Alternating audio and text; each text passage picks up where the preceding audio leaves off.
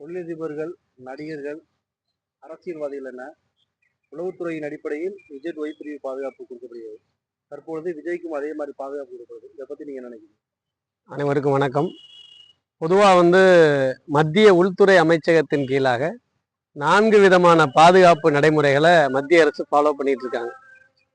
Prime minister of இந்தியாவுக்கு special protection group, அதில் special commando வீரர்கள் இருப்பாங்க. அது Z+, கருப்பு பூனைப்படை அந்த மாதிரி இருக்கும்.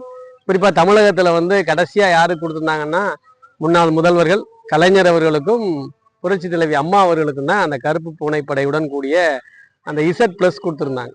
இந்த Z+ பாதுகாப்பு அப்படிங்கிறது யாருக்குன்னா, அவர்களுக்கு அந்த அரசியல் தலைவர்களுக்கோ அல்லது முக்கியமான மத்திய அமைச்சர்கள் போன்றவர்களுக்கு இருக்கக்கூடிய அச்சுறுத்தல்கள், தீவிரவாத அச்சுறுத்தல்கள் அல்லது தனிப்பட்ட அச்சுறுத்தல்களை கருத்தில் கொண்டு அந்த மாதிரியான ஒரு பாதுகாப்பு ஏற்பாடு இருக்கும்.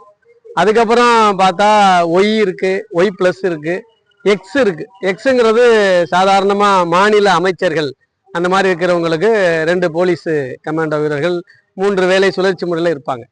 இந்த மாதிரி பார்க்குற பொழுது அகில இந்திய அளவில் பிரதமர், ஜனாதிபதி, முக்கியமான அரசியல் கட்சி தலைவர் சந்திரபாபு நாயுடு அவர்களுக்கு கூட Z+ இருந்தது. அப்புறம் அங்கே நக்சலுடைய அச்சுறுத்தல் இருந்ததுனால இருந்தது. அதை கூட இப்போ படிப்படியாக விலக்கிக்கிட்டாங்க. இப்போ அவர் மீண்டும் முதல்வராக இருக்கார். தமிழகத்தில் கூட திமுக தலைவர் இப்போ இருக்கிற முதல்வருக்கு கூட Z+ கொடுக்கப்படலை. லாஸ்ட்டாக கொடுத்தது கலைஞருக்கும் புரட்சி தலைவி அம்மா அவர்களுக்கும் தான். சமீபத்தில் அண்ணாமலை அவர்களுக்கும் கூட பெரிய பாதுகாப்பு இப்போ கொடுத்துருந்தாங்க. ஆனால் இப்போ தமிழக வெற்றி கழகத்தினுடைய தலைவராக இருக்கக்கூடிய நடிகர் விஜய்க்கு எந்த அடிப்படையில் ஒய் பாதுகாப்பு, அதில் 8 முதல் 11 கமாண்டோ வீரர்கள், மத்திய ரிசர்வ் படை வீரர்கள் 3 வேலை சுழற்சி முறையில் 24 மணி நேரமும் அவரோட இருக்கிற மாதிரியான ஒரு பாதுகாப்பை கொடுத்துருக்காங்கன்னா, அவரை தாண்டிய பல்வேறு சீனியர் லீடர்கள் இங்கே இருக்காங்க. பல்வேறு போராட்ட களத்தில் போராடக்கூடிய லீடர்களும் இங்கே இருக்காங்க.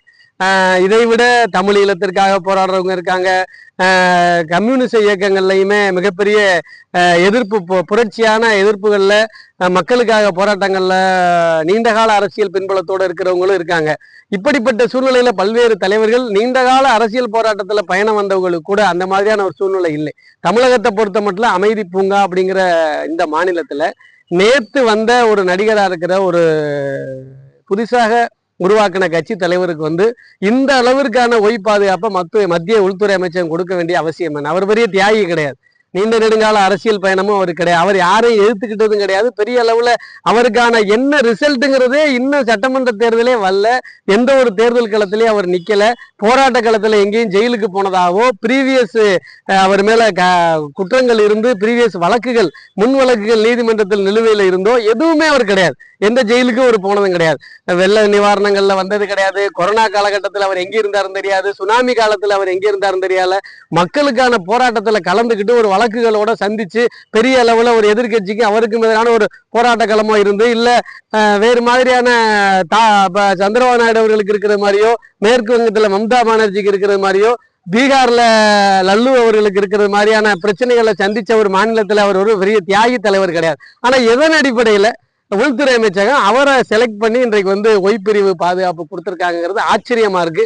அவரை அந்த பிம்பத்தை வளர்த்து விடுற வேலையை மத்திய சர்க்காரோ மத்திய பிஜேபி அரசோ செய்தால் அது உண்மையிலே அவர்களுக்கு தான் நெகட்டிவா முடியுங்கிறது என்னோட கருத்து. அரசியல் கூட்டணிக்காக சூழ்ச்சியா இருக்கும். அரசியல் கூட்டணிக்கான சூழ்ச்சியா இருந்தாலும் கூட அவருடைய கருத்துக்கள் அனைத்துமே மும்மொழிக்கு எதிரானதா தான் இருக்கு. பிஜேபி எதை விதைச்சு அறுவடை பண்ணணும்னு நினைக்கிறாங்க, அல்லது திமுகவுடைய வாக்கை அவங்க பிரிக்கலாம் விஜயை வச்சு நினைக்கிறாங்க, அதுவும் பிஜேபிக்கு லாபமா அமையாது. நிச்சயமா பிஜேபியினுடைய தமிழக அரசியல் கணக்கு வெற்று 0வா தான் சட்டமன்ற தேர்தலுக்கு முன்னால முடியுங்கிறது என்னுடைய தனிப்பட்ட கருத்து.